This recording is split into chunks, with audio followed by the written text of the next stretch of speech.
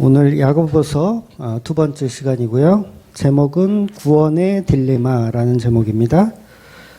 야고보서 1장 2절에서 4절 말씀 보겠습니다. 야고보서 1장 2절에서 4절 말씀까지 한 목소리로 보겠습니다. 내 형제들아, 너희가 여러 가지 시험을 당하거든 온전히 기쁘게 여기라. 이는 너희 믿음의 시련이 인내를 만들어내는 줄을 너희가 알미라.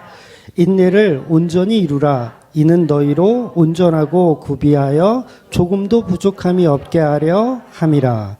아멘. 네, 지난주 서론에서 내 형제들아 라고 말하는 그 1차 대상, 그러니까 야고보가 지금 말하고 있죠. 내 형제들아 라고 말하는 그 1차 대상은 누구라고 말씀드렸어요?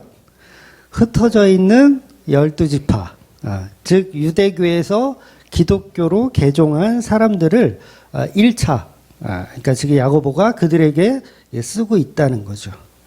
그래서 이 디아스포라 유대인들 출신인 기독교인들이 예수님을 믿는다는 이유로 유대인들에게 박해를 받고 있었어요. 그러니까 이 박해 그러면 우리는 로마로부터 오는 박해만 생각하는데 기독교인들은 그렇지가 않았거든요. 기독교인들은 유대인에게도 박해를 받았어요. 그러니까 원래는 같은 유대인이었는데 내가 기독교로 딱 개종을 하니까 같이 이렇게 있던 유대교가 기독교인을 이렇게 박해를 하는 상황인 거예요. 그러니까 야고보가 말하는 본문 2절에 시험의 전제 조건, 오늘 본문에서 이제 시험을 당하거든 온전히 기쁘게 여기라 하잖아요. 그랬을 때 이 시험의 전제 조건이 뭐냐면 예수 믿는 것에 관한 시험이에요.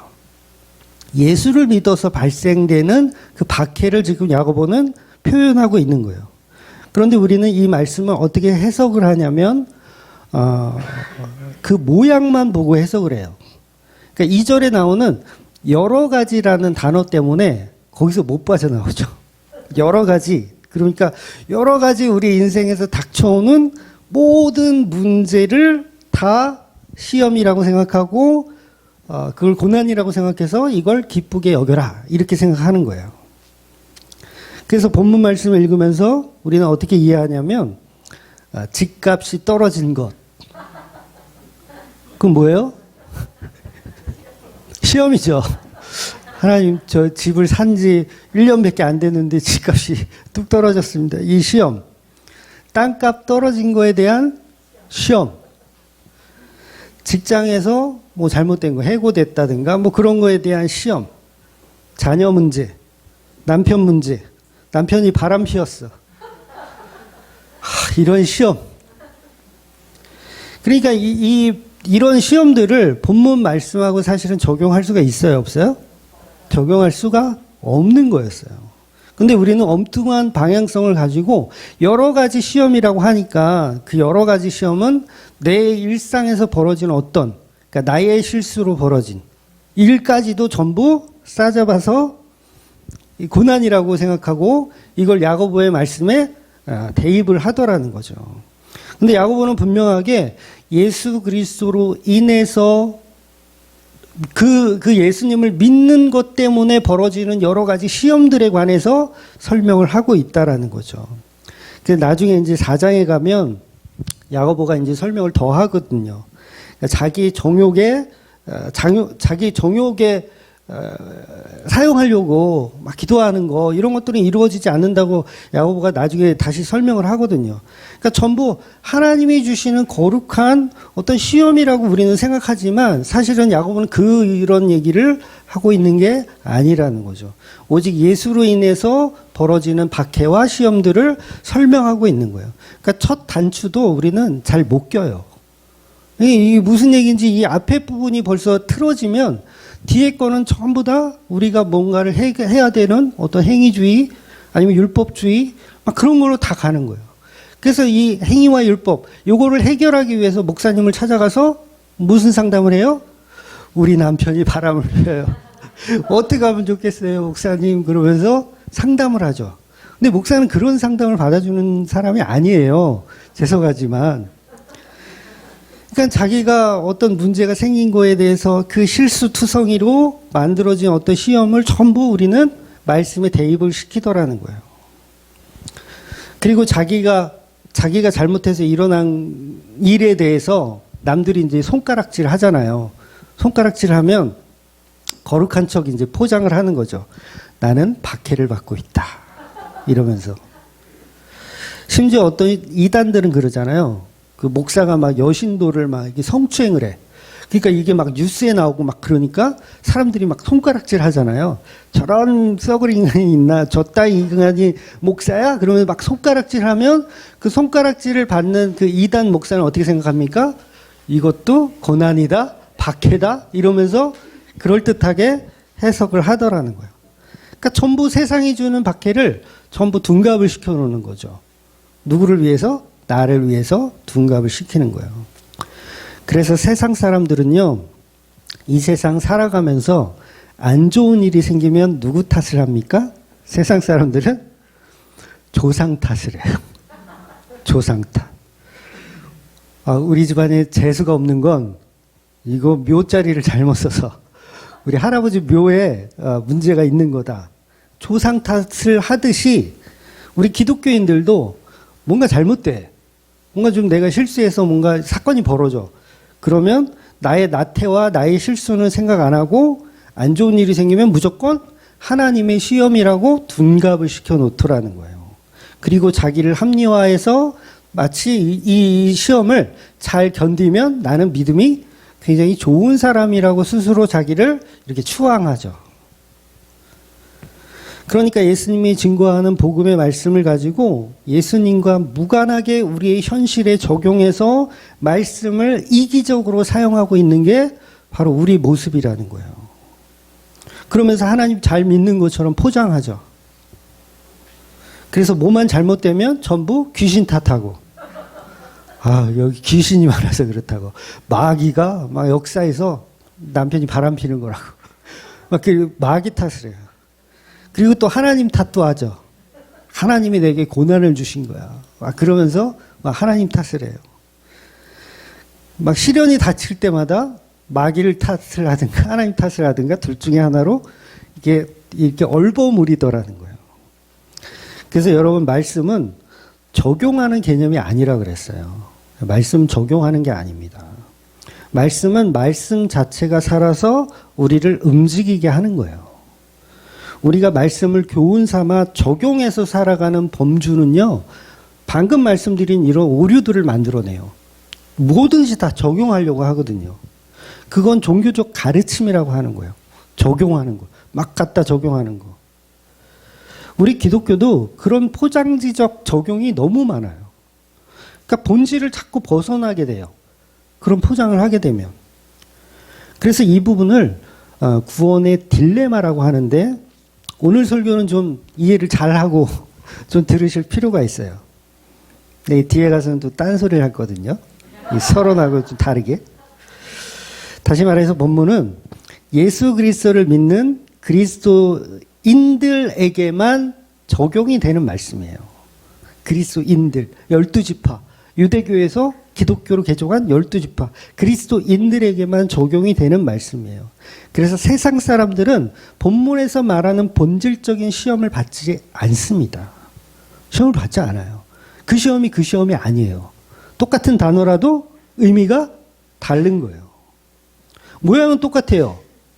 똑같이 교회 다니는 사람도 나쁜 일이 생기고 교회 안 다니는 사람도 나쁜 일이 생겨요. 세상 사람들이나 성도나 비슷하지만 본질이 다르다는 거예요. 그래서 그 차이를 유혹과 시련이라고 이해하시면 아주 쉽게 이해하실 수 있어요. 유혹과 시련. 세상 사람들에게 고난 자체는 그냥 유혹일 뿐이에요. 세상 사람들은. 성도에게 그러나 고난은 본문이 말하는 시련입니다. 시련.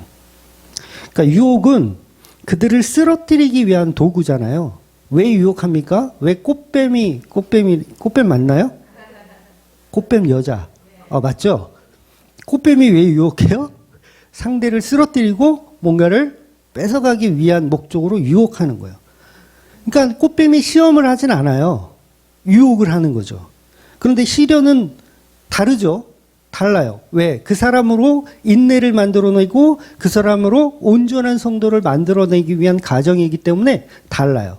그러니까 똑같은 고난을 받더라도 기독교인이 받는 고난과 세상 사람들이 받는 고난은 다르다는 거예요. 세상 사람들은 그냥 유혹하기 위해서, 쓰러뜨리기 위해서 하는 것이고, 성도에게는 인내를 만들어내고 더욱더 성숙하게 만들어가는 과정이라는 거예요. 그래서 똑같은 A와 B가 같은 고난을 당하더라도 결론이 서로 다른 겁니다. 그래서 세상 사람들은요, 그냥 고통에서 끝나요. 이 세상 사는 게 고통 아닙니까? 고통이에요. 그렇게 고통스럽게 살다가 어디 가요? 지옥 가는 거예요. 고통스럽게 살다가 고통으로 끝나는 거예요. 그래서 세상 사람들은 죽는 순간까지 고통스럽게 죽어요. 여러분, 제가 개인적인 부탁인데 연명치료는 하시지 마세요. 연명치료 가급적이면 하시지. 나이도 어린 게 막 건방지게, 이야, 웬만하면 안 하셔도 돼요. 연명치료. 예, 알죠, 뭔지? 네. 그래서 세상 사람들은 죽어가는 순간도 고통스럽기 때문에 어떻게 해요? 연명치료를 계속해요. 살고 싶어서. 이제 어디 가야 되니까? 지옥 가야 되니까. 그 연명치료를 계속하는 거예요.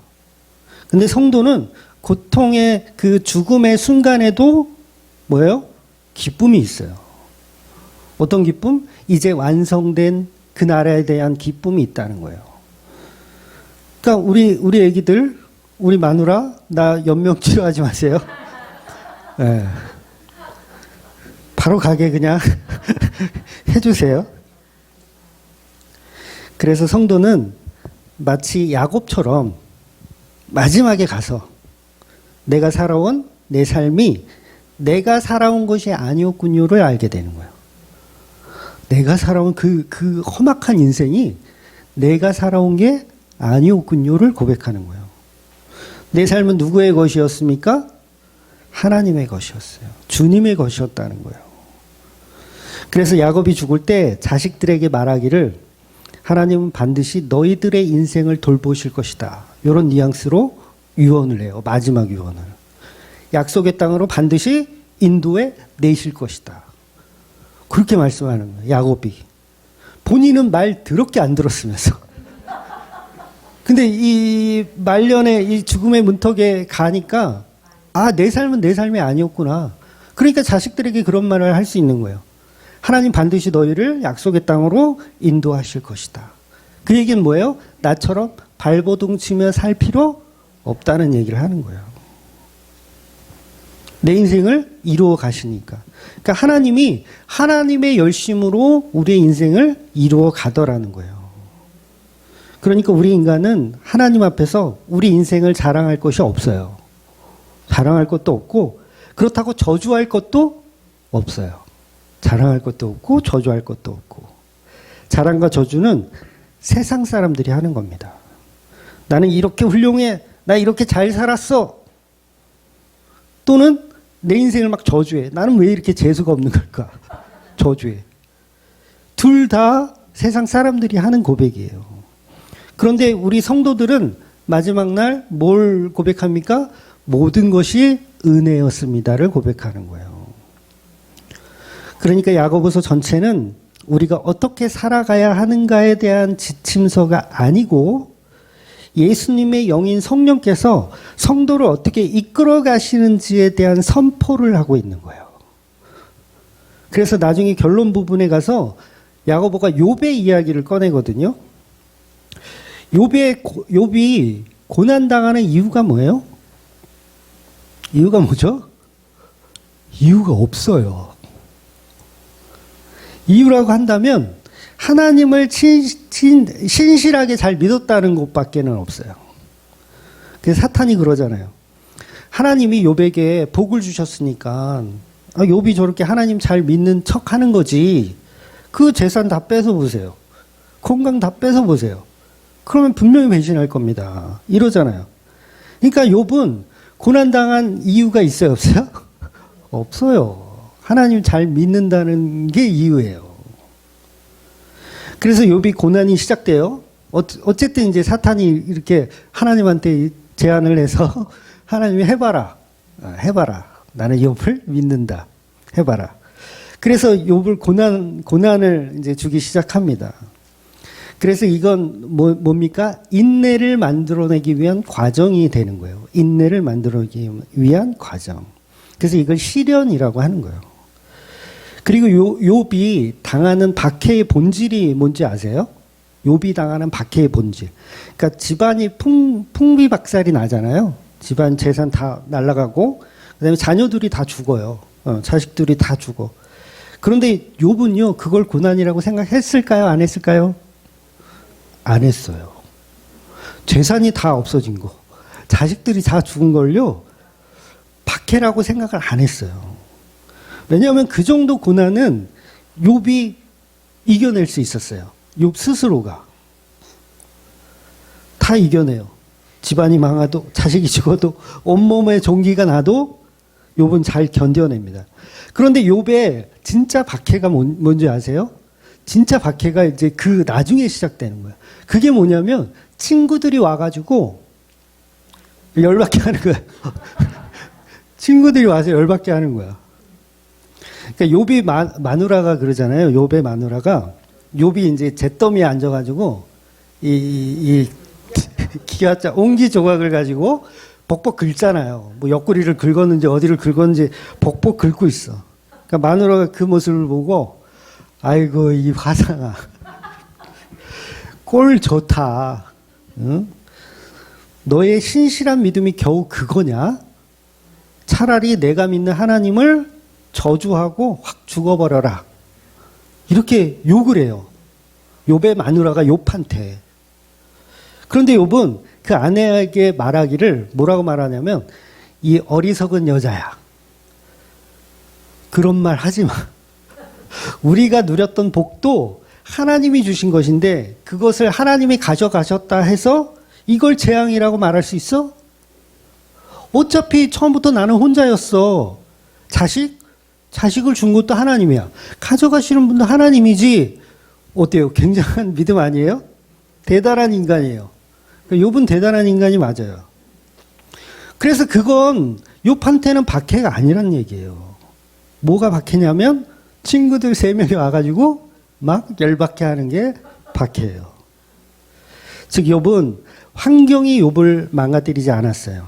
그런데 친구의 논리, 바로 비복음적인 말이 욥에게는 박해였다는 거예요. 그러니까 야고보서가 뭘 말하고 싶은 거예요? 비논리적인 것에 흔들리지 말라는 얘기를 하고 싶은 거예요. 그러니까 저와 여러분이 예수를 믿는다는 것은 세상의 환경적 어려움, 그 고난 때문에 박해를 받는 자체가 성립이 안 돼요. 그러니까 그런 일들, 내게 닥쳐오는 고난 때문에 질질 짠다면 우리는 욥의 수준도 안 되는 거예요. 그러니까 아직도 사실은 복음이 뭔지 모르는 거죠. 그러니까 예수를 안 믿으니까 세상의 고난을 자기의 믿음의 강함을 포장하기 위한 도구로 삼는 거예요. 잘 이해하셔야 돼요. 굉장히 어려운 얘기예요. 내가 닥친 고난을 내가 하나님께 뭔가를 나 이제 뽐낼 수 있는, 나의 믿음을 자랑할 수 있는 순간이 왔구나를 포장하더라는 거예요. 아니요, 그 정도는 성도면 당연히 거쳐야 돼요. 근데 뭐에서는 열받아요? 비복음의 논리에서는 열받는 거예요. 그래서 가짜들 앞에서는 무너지게 되어 있어요, 우리가. 욥은 자기가 당한 이 환난들을 간증하지 않아요. 주신 분도 하나님이요, 가져가신 분도 하나님이다. 그냥 이게 끝이에요. 근데 이 고백이 1장에 나오는 거 아세요? 1장에 나와요. 1장에. 주신 분도 하나님이요, 가져가신 분도 하나님이요. 아직 복음이 완성되기 전이에요. 이걸 종교라고 하는 겁니다. 잘 이해하고 들으세요? 이거 종교라고 하는 거예요. 그래서 이 정도 신앙은요, 다른 종교에서도 보여요. 스님들 보세요. 스님들도 그래요. 자기 자식 부처라고 해도 되고 하나님이라고 해도 돼요. 자기 자식 다 데려갔어. 막 병 걸렸어. 그래도 나는 불심을 버리지 않아. 열심히 산에 들어가서 이 공양 드리고 막 법회하고 열심히 살아. 욥처럼, 마치 욥처럼. 그러니까 뭐예요? 스님들도 그렇게 종교적인 그 힘을 가지고도 그렇게 살아갈 수 있다는 거예요. 그래서 성철 스님 같은 분이 그런 분이잖아요. 다 버리고 정말 욥처럼 주신 분도 하나님이요, 가져가신 분도 하나님이다. 욕심 부리지 말아라. 이렇게 사는 스님들 많잖아요. 그래서 그 뭐라 그래요? 무소유? 무소유 누가 했죠? 법정 스님이 했죠? 무소유. 그러니까 이런 거 다 하는 거예요. 이게 욥이 했던 거잖아요, 다. 욥이 언제 했던 거예요? 1장에서 했던 거예요. 아직 복음이 뭔지 모르는 상태에서 했던 걸 종교에서는 다 해요.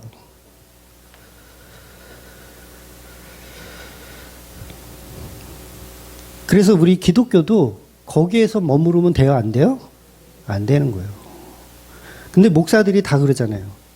고난 이겨내세요. 물론 그게 틀렸다라는 얘기가 아니에요. 지금은 야고보서의 깊이를 우리가 지금 따져보려고 하니까 이런 이야기들을 서론으로 하게 되는 거예요. 그래서 그 이상을 설명해 줘야 된다는 거죠. 야고보는 지금 그 이상의 것을 설명하는 거예요. 단지 그냥 고난을 잘 견뎌라 이 얘기가 아니라 그 이상의 것을 설명하고 있다는 거예요. 그래서 그 이상의 것을 설명해 주는 게 야고보서고 우리 목사님들은 그걸 사실 설명해 줘야 되는 거죠. 근데 그렇게 설명하는 목사님 제가 많이 못 봤어요. 그냥 고난이 있으면 견뎌라. 견디면 좋은 날이 온다.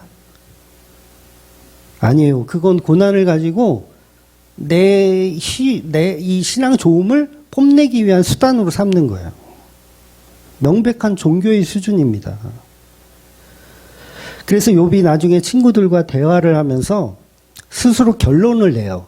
이야기를 막 하다가 결론을 내. 어떻게 결론 내는지 아세요? 하나님은 세상을 공의롭게 다스리지 않나 보다. 이렇게 답을 해요. 처음에는 막 가져가신 분도 하나님이고 뭐 주신 분도 하나님이고 막 이랬던 양반이 하나님은 불의하시다 라고 고백해요. 뒤에 가면 나와요. 그러니까 공의하지 않다는 거예요. 앞에 1장에서 했던 고백들은 온데간데 없고 하나님은 불의하다로 결론 내요. 어떤 환경에서도 흔들림이 없었던 그 욥이 친구들의 논리에 무너져 버리는 거예요. 그래서 욥기서는 처음부터 우리에게 고난을 당하지만 기쁘게 여기면 복을 준다라는 메시지가 아니에요. 그 메시지가 아닙니다. 오늘 본문도 마찬가지예요. 오늘 본문을 보통 이제 설교하면 고난을 당해도 인내하십시오. 시련을 당해도 참고 이겨내십시오. 그러면 좋은 날이 옵니다. 지금 그 얘기를 하는 게 아니라는 거예요.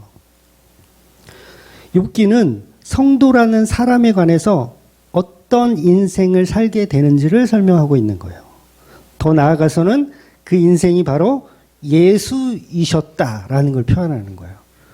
욥의 인생이 바로 예수님의 인생이었다라는 걸 표현하고 있는 거예요. 그러니까 내가 전에는 세상 사람이었는데 종교적인 어떤 사람이었는데 환난 가운데 반성하고 돌아왔다가 아니라 내가 하나님 잘 믿었는데 반성하고 돌아왔다가 아니라 처음부터 성도는 하나님 마음대로 살아간다는 거예요. 욥기가 그걸 말하고 있어요. 욥은 처음부터 하나님 마음대로 살아간다. 제가 서두에 그랬죠. 욥이 왜 고난을 당하는지 이유가 없다. 이유가 없으면 뭐예요? 하나님이 그렇게 뭔가를 하고 계시다는 거예요. 그래서 이 맛이 간 욥이 이제 맛이 갔어요. 하나님은 공의롭지 않아요. 막 이렇게 맛이 갔어요. 그래서 하나님이 오셔서 결론을 딱 주세요. 뭐라고 주냐면 이 우주를 누가 만들었니? 이 우주의 질서를 누가 창조했니? 생뚱맞은 얘기를 해요. 하나님이. 그러니까 우리 인간이 생각했던 것과 다른 이야기를 하시는 거예요. 그러니까 성경은 처음부터 너는 피조물이야. 네가 고난을 받고 뭐 축복을 받고 그게 다 내가 하는 일이야. 이 얘기를 하는 거예요. 그러니까 피조물에겐 이유가 없는 게 당연한 거죠. 왜? 하나님이 만드시고 싶은 대로 만드는 거니까. 그러니까 우리가 살아가면서 생기는 어떤 병걸림이나 어떤 집안이 망하는 것, 고난이 맞지만 그건 박해는 아니라는 거예요. 왜? 왜냐하면 이런 병 걸리고 집안이 망하는 건 세상 사람들도 당하잖아요. 세상 사람들도 다 당해요. 그러면 세상 사람들이 하나님이 시험 주는 거예요? 인내해라, 연단을 주기 위해서? 여러분, 하나님은요, 세상 사람들에게 관심 없어요. 오죽하면 지옥이 존재합니까? 관심 없으세요. 노아의 홍수로 다 쓸어버릴 정도로 관심 없어요. 지옥이 뭐예요? 하나님의 관심이 떠난 곳. 그게 지옥이잖아. 세상 사람들 하나님 관심 없어요. 관심이 있다면 세상 사람들이 왜 지옥 갑니까? 관심이 없는 거예요. 그냥 지옥을 살고 있는 거예요. 관심이 떠났으니까. 그래서 에스겔서에도 환상으로 성전이 떠나잖아요. 그 지옥이에요, 거기가. 떠나면 그냥 지옥인 거예요. 그런데 세상 사람들도 자기가 환난을 당하면, 고난을 당하면 신을 찾아가서 살려달라고 하잖아요. 절에 가서 빌기도 하고, 산에 가서 돌탑 막 쌓고. 그런데 하나님은 그들에게 관심이 없어요. 그저 그들은 성령을 인간의 욕망으로 불태우는 곳으로 만들어 갈 뿐이에요. 그곳이 바로 지옥이라고 하는 거예요.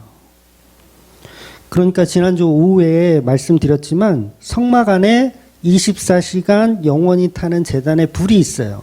그 불은 예수님의 십자가 희생을 상징하는 모형인데 그 상징을 우리가 자기의 것으로 만들어서 나의 열정과 나의 노력으로 하나님의 구원을 이루고자 하는 그 행동들, 그 자체가 그냥 지옥을 사는 거예요.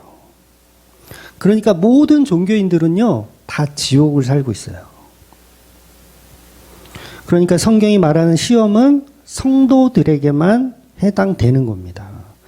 그러니까 똑같이 A와 B가 몸이 아픈 고난을 당해도 똑같은 A와 B가 사업이 망해도 둘 중에 하나는 고난이고 둘 중에 하나는 유혹일 뿐인 거예요.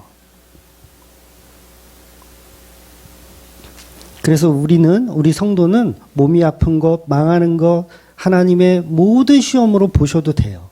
성도에게만 그렇다는 거예요. 세상 사람들은 그냥 지옥을 사는 거고요.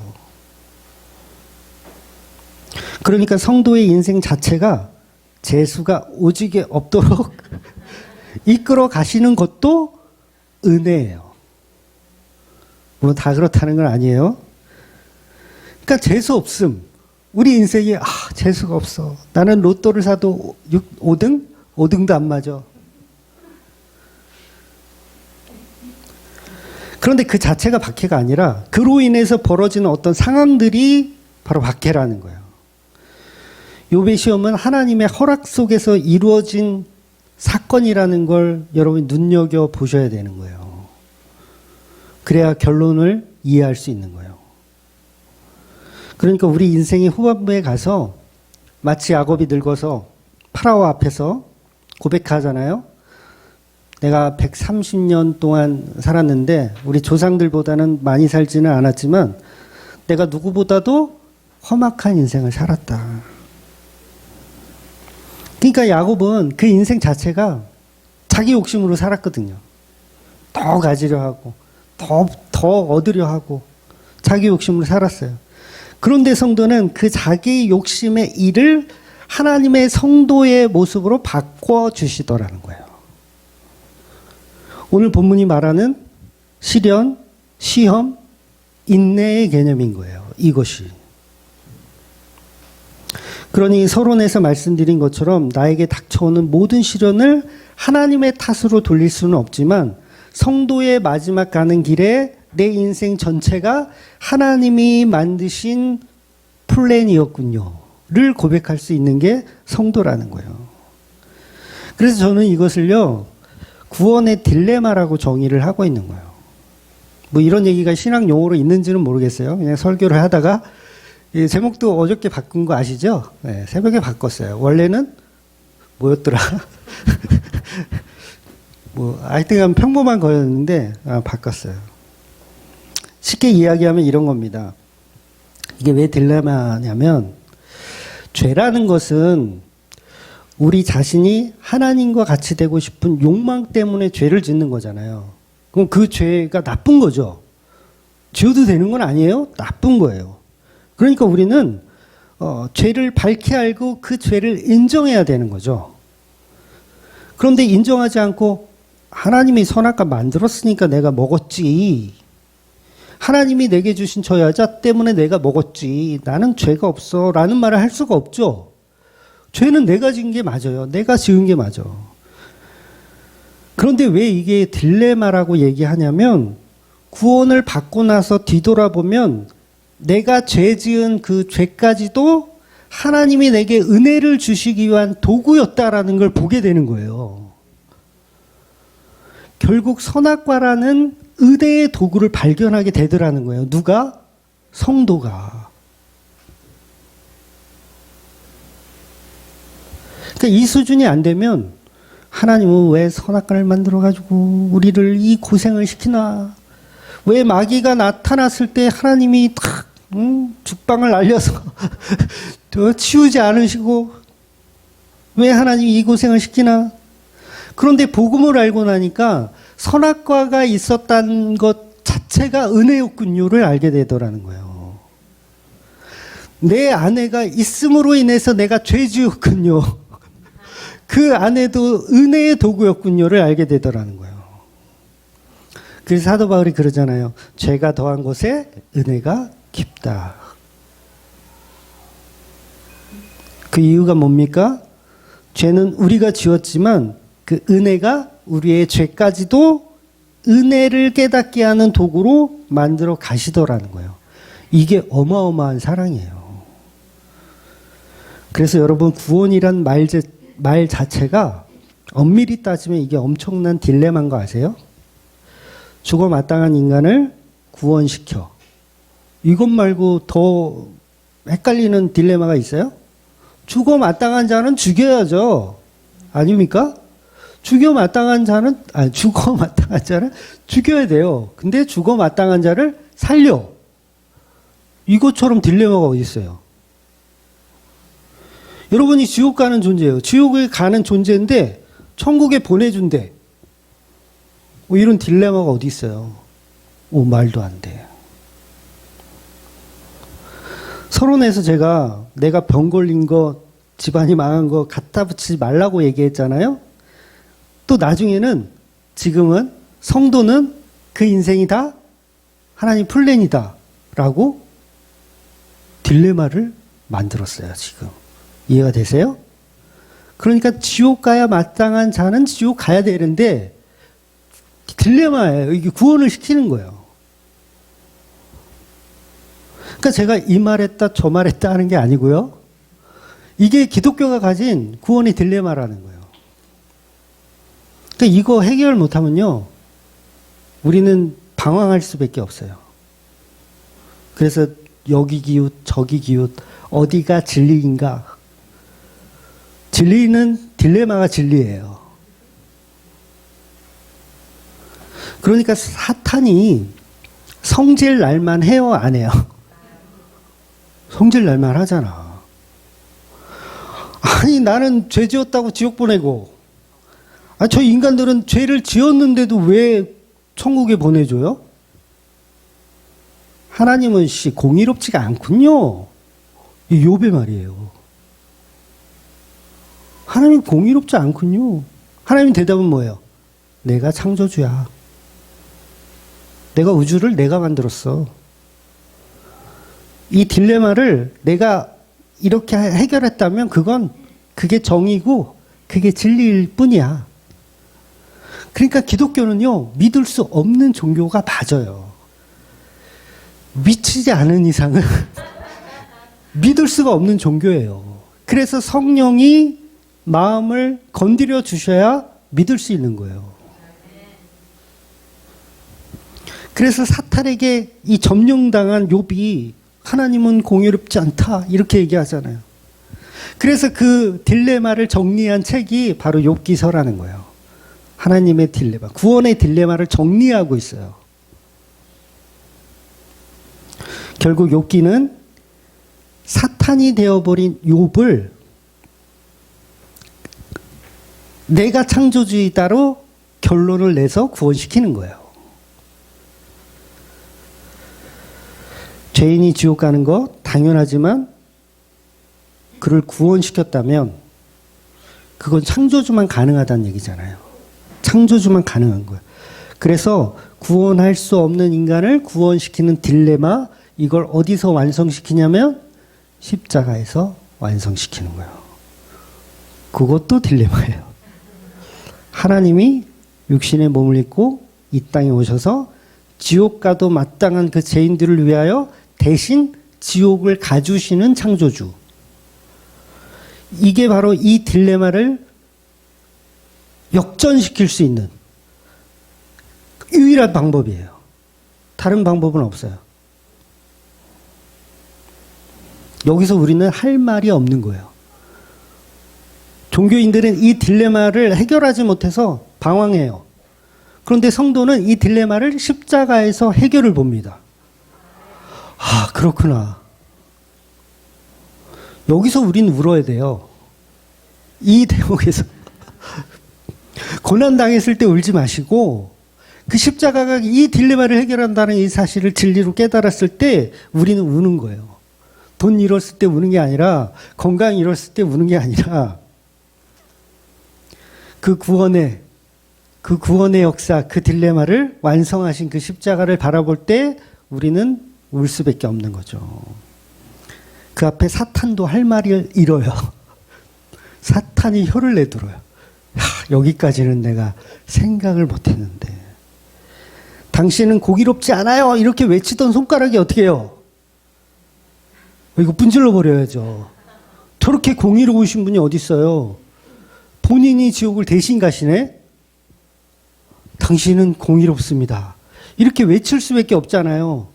그러니까 이렇게 외치는 자들이 뭐예요? 사탄이었다가 성도가 된 저와 여러분이 당신은 공의롭지 않아요. 막 손가락질 하다가 그 십자가를 보는 순간 당신은 공의롭군요.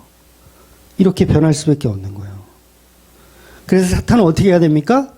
하나님, 물 끓이세요. 저는 지옥 가도 마땅합니다. 물 끓이세요. 왜? 그 십자가의 딜레마의 완성을 보니까 손가락질 할 수가 없어. 당신은 공의롭지 않습니다라는 손가락 분질러 버리고 싶어. 하나님 물 끓이세요. 지옥은 제가 가야 되겠습니다. 이렇게 외치는 자들이 바로 성도라는 거예요. 사탄의 역할에 있다가 욥이 사탄의 역할을 하잖아요. 하나님은 공의롭지 않아요. 사탄의 역할을 해요. 그런데 그게 뒤바뀌는 거예요.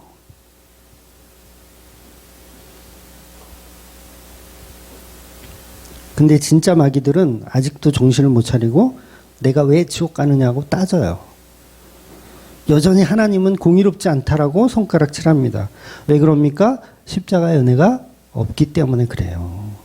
구원의 딜레마를 십자가로 완전히 녹이시는 그 예수를 바라봐야 하는 거죠. 그래서 그걸 재창조라고 하는 거예요. 제가 강조하는 단어잖아요. 재창조.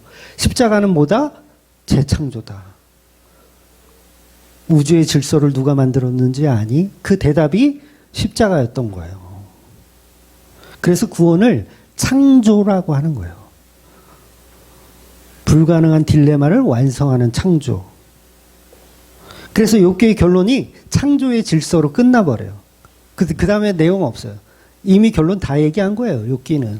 그런데 우리 신학자들은 이 결론이 애매하네. 뭐가 없네. 아니요. 다 얘기한 거예요. 십자가로 결론 내고 있는 거예요. 사탄으로 하여금 그 앞에서 할 말이 없게 만드는 거. 그러니까 성도는 세상 사람들과 다르게 우리의 인생을 가지고 복음을 알게 하는 도구로 사용하고 계신 거예요. 그러니까 성경의 말씀을 들을 끼가 있는 사람들은 듣는 거예요. 험악한 세월을 살았군요. 그래서 고난이 있어도 괜찮아요. 그 얘기하는 거예요. 고난은 시련이고 그 시련은 반드시 인대를 만들고 복음으로 완성하실 것이라는 걸 야고보가 이야기하고 있는 거예요. 어때요? 그동안 우리가 알고 있었던 야고보의 이미지가 많이 다르죠? 물론 고난의 유형은 사람마다 조금씩은 달라요. 어떤 사람은 풍족하게 남부럽지 않게 살다가 예수를 만날 수도 있고 어떤 사람은 온갖 고난을 당하다가 예수를 만날 수도 있어요. 중요한 건 그게 어떤 인생이든 성도는 하나님이 만들어 가시는 인생이라는 거예요. 내 인생을 내가 만들어 간다? 아니에요. 그건 세상 사람들이나 하는 거예요. 하나님이 설계하고 계십니다. 그런데 우리가 보통 간증을 할 때 보면 내가 고난받고 내가 고통받고 내가 어려움 속에서 내가 스스로 깨달아서 예수를 믿었다. 이렇게 설명하잖아요. 그게 맞아요? 아니요. 틀린 거예요. 그걸 종교라고 하는 거예요. 내 인생을 통해서 내가 깨달으면 종교입니다. 진짜 성도는 내 인생을 통해서 예수가 들어오는 거예요. 내 인생을 통해서 예수가 들어오는 거예요. 똑같은 이야기 같죠? 다른 이야기예요. 어떻게 다른지 아세요? 베드로에게 그러잖아요. 베드로에게 예수님이 그러잖아요. 그 삶을 한 걸음 앞서 보시잖아요. 네가 나를 3번 부인할 것이다. 앞서 본다는 얘기는 뭐예요? 베드로의 인생을 계획하시고 운행하시는 분이 하나님이라는 거예요. 그래서 21장 요한복음 21장 결론에 보면 네가 이제는 네가 원하는 대로 살았지만 앞으로는 네가 원하는 대로 못 살아. 그 얘기가 뭐예요? 너는 이제 나의 계획대로 살아갈 거야. 그 얘기를 아주 노골적으로 말씀하고 계신 거예요. 그게 성도입니다. 베드로가 성도고 야곱도 성도고 욥도 마찬가지예요. 다 성도예요. 그 인생들을 누가 설계했다? 하나님이 설계하고 계신다는 거예요. 그러니까 저와 여러분의 인생도 성도라면 하나님이 설계하고 계시다는 거예요. 그러니까 이건 막 살아도 된다는 얘기 아니에요. 막 살아도 된다는 얘기는 아니지만 제가 서론에서 이야기한 것처럼 어떠한 고난이 와도 그건 아무것도 아니에요. 어떤 스님이 그런 얘기를 하더라고요. 거지가 팔자가 좋으면 동냥을 잘한다.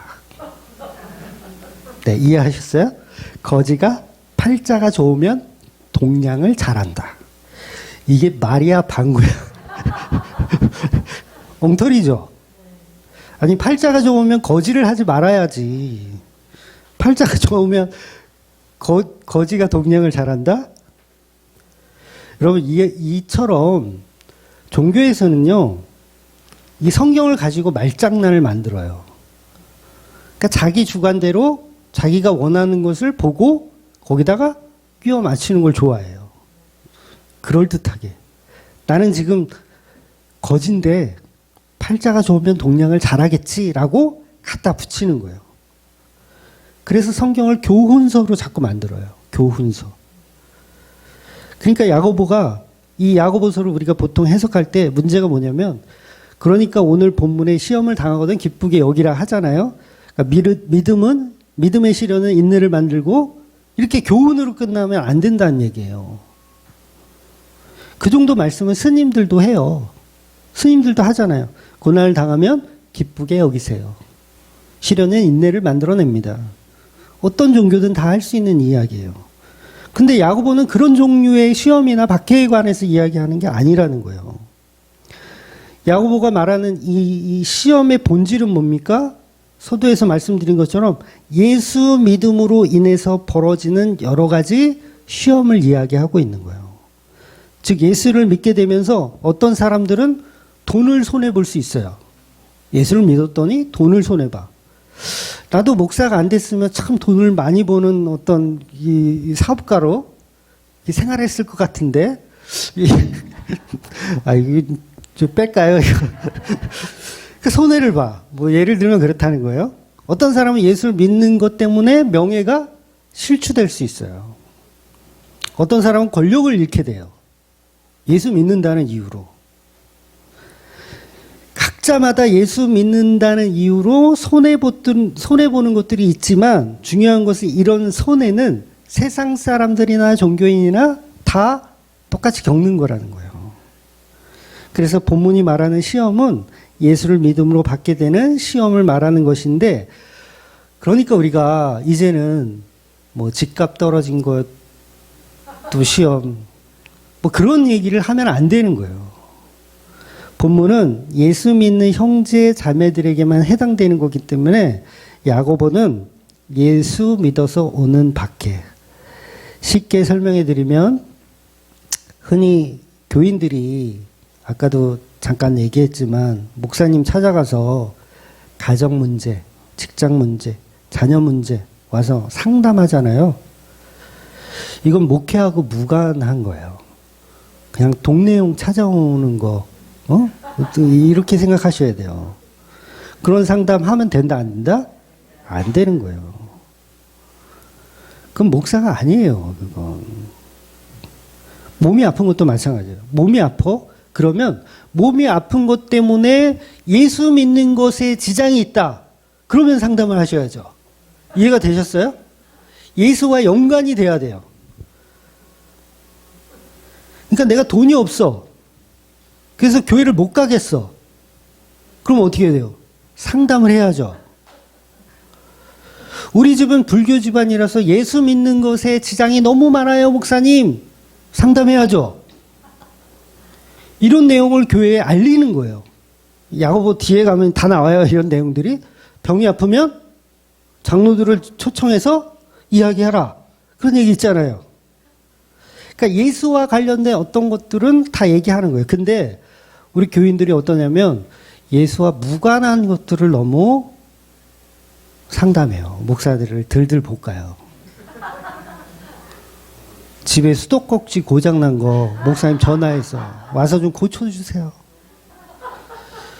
실제로 어떤 목사는 그런 게 있더라고요. 성도들을 다 이렇게 신방 다니면서 뭔가 뭐 힘든 일 있으면 무조건 나한테 전화해. 나 그러라고 있는 사람이야. 막 이렇게 마치 그게 목회 잘하는 사람인 것처럼 포장을 하죠. 맞아요, 이게? 아니에요. 수도꼭지 고장나면 응? 기사를 불러야죠. 오늘 문이 잠겼더라고요? 차 문이? 그러면 어떻게 해요? 서비스 센터를 불러야죠. 근데 우리가 너무 많이 익숙해 있어요. 이런 것들이. 물론 저는 개인적으로 부르세요. 그러니까 예수와 관련된 이유 때문에 상담을 해야 되는데 예수와 무관한 것까지도 다 상담을 하더라는 거예요. 그래서 예수와 무관한 상담은 할 필요가 없는 겁니다. 그러니까 엊그제도 어떤 동영상 우리 집사님 보내줘서 봤는데 막 병 고치는 은사를 막 이렇게 하는 동영상이더라고요. 막 슉슉 그러면서 막 사람들 막 쓰러지고 막 이렇게 쓰러질 자리 보고서 막 이렇게 쓰러지대요. 그런 게 왜 생겨요? 성경을 잘못 이해해서 그래요. 그러니까 병 고치는 목적으로 목사를 상담하면 안 돼요. 그러니까 내가 아파요.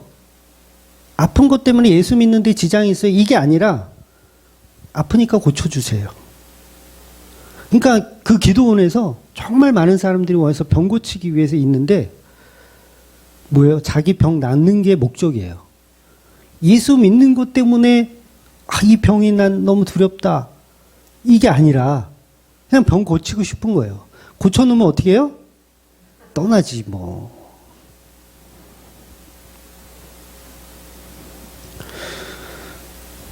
바로 그런 이유에서 예수를 믿는 데 따르는 문제들을 지금 야고보는 형제 여러분 여러 가지 시험을 당하든 기쁘게 여기십시오 라고 말하는 거예요. 거기에는 예수를 믿는 것에 관한 여러 가지 시험이란 전제가 반드시 있어야 돼요. 그러니까 예수 없는 가정 문제, 예수 없는 직장 문제, 예수 없는 어떤 시험, 그렇게 해석해서는 그렇게 해석해서는 안 된다는 거죠. 여러분, 교인들이 그 흔히 하는 말 중에 가장 꼴보기 싫은 말이 있어요. 개인적인 거지만 뭔지 아세요? 맞추면 이런 거에 막 이렇게 상품을 줘야 되나? 교인들이 하는 가장 꼴보기 싫은 인사법. 만사형통 하세요. 저는 이 인사가 가장 꼴보기가 싫어요. 그러니까 카톡에도 보통 단체 이 카톡들 여러 개 있잖아요. 그럼 꼭 무슨 날만 되면 만사형통 하소서. 여러분, 기독교는 만사형통을 주는 종교가 아니에요. 그건 무당 종교죠. 무당 종교. 기독교는 반대예요. 야곱의 인생, 욥의 인생, 험악한 인생을 사세요예요. 죄송하지만 그 고백을 해야 되는 거예요, 우리는. 사도 바울이 그러잖아요. 나는 매도 맞고, 배가 파선도 해보고, 강도의 위험도 당해보고, 뱀에도 물려보고, 목마르고, 춥고, 헐벗고, 배고프고, 만사형통이라는 얘기를 안 해요. 만사형통을 목적으로 신앙하면 그 역시 말씀을 이해하지 못하고 있는 거예요. 바울이 왜 이런 고난들을 다 견디죠? 왜 다 견뎌요? 예수를 사랑하기 때문이에요. 나중에 상 받으려고, 나중에 막 어마어마한 상을 받으려고 지금 막 바울이 막, 난 돈이 좋아. 난 부가 좋아. 이러면서 막 견디는 겁니까? 바울에게 상급은 예수 그 자체예요. 창조주를 만나는 거, 여러분 그거 기대되지 않으세요? 창조주를 만나는 거, 나의 신랑 예수를 만나는 거, 이보다 더 큰 상급이 어디 있어요? 내가 달려갈 경주를 다 마치고 저 끝에 서 있는 나의 신랑 되신 그 예수를 만나는 것 말고는 바울에게는 상급이 없어요. 제가 배를 타고 가다가 유람선에서 막 난파돼가지고 무인도에 딱 떨어졌어. 근데 그 무인도에 저희 마누라가 같이 있어. 그러면 저는 행복할 것 같아. 거기서 왜 과일도 이렇게 심고 농사도 짓고 나무로 집도 짓고 고기도 잡고 이렇게 오순도순 살면 되잖아. 천국이죠. 죄송합니다. 그런데 혼자 있다고 생각해 보세요. 지옥이에요. 고기를 잡아도 맛대가리도 없고, 굴을 캐도 맛대가리가 없고, 집을 져도 내가 지금 이걸 뭐 하고 있나? 정말 살기 싫은 거예요. 빨리 누가 나와서 여기 건져줬으면 좋겠다. 배 안 지나가나. 근데 마누라가 있으면 모든 게 다 행복하잖아요. 그러니까 무엇이 만사형통인지 우리는 아직 모르고 있는 거예요. 이 세상은 생로병사가 다 존재합니다. 만사형통이 불가능한 곳이에요. 죄송하지만 이곳은 만사형통이 불가능한 곳이에요. 그거 종교 사기꾼이라고 하는 거예요. 불교에서도 그런 용어 많이 쓰잖아요. 만사형통 하라고. 종교 사기꾼이에요. 이 세상은 다 생로병사로 왔다가 가는 곳이에요. 만사형통이 있을 수가 없어요. 그래서 기독교가 말하는 만사형통은 뭐냐면 그럼에도 불구하고 그 보물을 발견했기 때문에 행복한 거예요. 무인도인데 내가 사랑하는 사람과 함께 있는 무인도라면 그보다 더 좋은 게 어디 있어. 그러니까 예수와 함께 한다면 그보다 더 좋은 게 어디 있냐는 거예요. 그래서 야고보는 우리 인생에 일어나는 그런 사소한 문제들을 말씀하고 있는 것이 아니고 오직 우리가 받은 고난은 예수 믿음으로 인해서 생기는 고난이다라고 말씀하는 거예요. 그래서 야고보서는 대놓고 이야기해요. 너희들이 받는 박해도 고난도 당연하다고 얘기해요. 당연하다. 참 안 됐다. 위로하고 있지 않아요. 지금 이 야고보서가 약간 서두가 없는 것처럼 보이기는 해요. 참 안 됐다. 위로하고 있지 않아요. 야고보는 견뎌라. 당연하다. 이 얘기를 하고 있어요. 좀 매정하지 않아요? 좀 위로도 해주고, 유대인들, 우리 기독교인들 얼마나 고생이 많아요. 그러면서 얼마나 아파요. 아이고. 내가 위로해 줄게요. 이게 아니라 당연해. 견뎌. 이런 얘기를 하는 거예요. 욥의 세 친구가 처음에 찾아왔을 때 얼마나 위로해 주는지 몰라요. 밤낮 7일 동안 옆에서 아이고 어쩌다 이렇게 됐냐고 어마어마한 위로를 해줘요.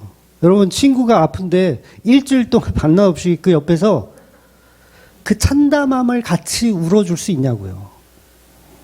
마치 진정한 친구 같죠? 참담함을 같이 위로해주고 그러면 아무 말도 안 해요.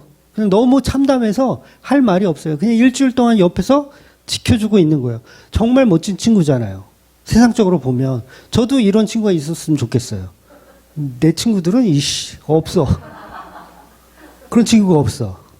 일주일 동안 정말 내가 아플 때 와서 같이 울어주고 간호해주고 없어요. 그런데 그런 친구가 있다고 한들 그게 진정한 친구가 아니라는 거예요. 그래서 야고보는 지금 위로를 하고 있는 게 아닙니다. 어차피 이 친구들은요, 이 세 명의 친구들은 나중에 하나님한테 혼나요. 너네들 다 틀렸어, 이것들아. 혼나요. 그러니까 진짜 고난은, 진짜 시험은 가정의 문제, 직장의 문제, 이게 아니라 그런 것으로 인해서 예수님을 믿는 것, 예배하는 것, 그것에 지장을 주는 것. 그래도 기쁘게 여겨라. 이 얘기하는 거예요. 이해가 되세요? 오늘 너무 많은 걸 내가 지금 얘기하나? 잘 이해 안 되시면 한 번 더 들으셨으면 좋겠어요. 절대 야고보는 그 상황을 피해라, 도망쳐라 이 얘기를 하고 있는 게 아니에요. 회사에서 사건 사고가 있으면 때려쳐. 아니요. 기쁨으로 여기래요. 고난을 당하거든 기쁨으로 여기래요. 당연하니까. 즉 형제들아 예수를 믿다가 시험을 당하거든 박해를 받거든 어떻게 하라고요? 기쁨으로 여기라. 이는 너희의 믿음이 진짜라면 그 믿음이 빛을 발할 것이고 그 빛은 결국 인내를 만들어내 줄 것이다. 그러니 예수를 믿는다면 그 인내를 온전히 이루어 갈 것이다 라고 이야기하는 거예요. 그래서 그 삶을 누가 관여한다고 지금 야고보가 설명하고 있냐면 예수가 관여하고 있다 이 얘기를 하는 거예요. 그러니까 뭐예요? 결과적으로 보면 너희 안에 예수가 있어 이 얘기를 야고보는 하고 싶은 거예요. 너희 안에 예수가 있어. 야고봐 너의 인생에 예수가 있어. 그런데 우리는 못 알아듣고 내 열심으로 살아가려고 하죠. 아니야, 네 안에 예수가 있어. 그러니까 견딜 수 있어. 그러니까 내 힘으로 견디는 게 아니에요. 우리 힘으로 견디는 게 아니에요. 그래서 그 당시 야고보서를 기록할 때 어떤 박해가 있었냐면 이신칭에 관한 박해가 있었어요. 이신칭이. 이신칭이가 뭔지 아시죠? 그러니까 믿음으로 의롭다 칭함을 받는 걸 이신칭이라고 하는 거예요. 요건 유대인들에게는 경멸의 대상이에요. 믿음으로 의롭다 칭함을 받아? 이런 미친 것들. 아니야. 의롭게 되려면 뭔가를 해야 돼. 그러니까 이 경멸의 대상인 거예요. 박해가 이신칭이 때문에 오는 거예요. 그래서 오늘날의 교회들도요, 마찬가지예요. 저는 지극히 신학적으로는 굉장히 극보수주의거든요. 그래서 극보수주의라는 의미는 종교개혁 당시의 그 보수를 이야기하는 거예요. 오직 믿음, 오직 말씀, 오직 은혜, 오직 예수, 뭐 이런 거 있잖아요. 오데솔라. 오직 하나님께 온가, 뭐 이런 거. 그러니까 유대인들이 볼 때, 야, 너희 기독교인들은 어떻게 믿음으로 의롭다함을 여겨? 떡이 있으면 집어 먹어야지. 그렇잖아요. 떡이 있으면 집어 먹어야 되고, 똥이 마려우면 싸야지. 믿음으로만 나는 떡을 먹었네. 생각한다고 배부를 수가 없고, 나는 똥을 쌌네. 또 시원할 수가 없고. 그러니 신앙이란 행동으로 보여야지. 안식일도 지켜야지. 유월절도 지켜야지. 할례도 받아야지. 11조도 잘 내야지. 그래야 진짜 성도이지. 그런데 너네 기독교는 믿음으로 의롭다 여김을 받는다고 하니 너희들은 명백한 이단이다라고 하는 거예요. 그래서 지금도 똑같아요. 그 유대교는 아니지만 우리 이 기독교 안에서도요. 유대교적 사고를 가지고 11조나 주일 성수 같은 것을 율법화해서 그것도 안 믿으면 너희는 믿음이 없다라고 뭘 해요? 박해를 해요. 우리는 박해를 받아야 돼요. 예수를 믿는다는 이유로.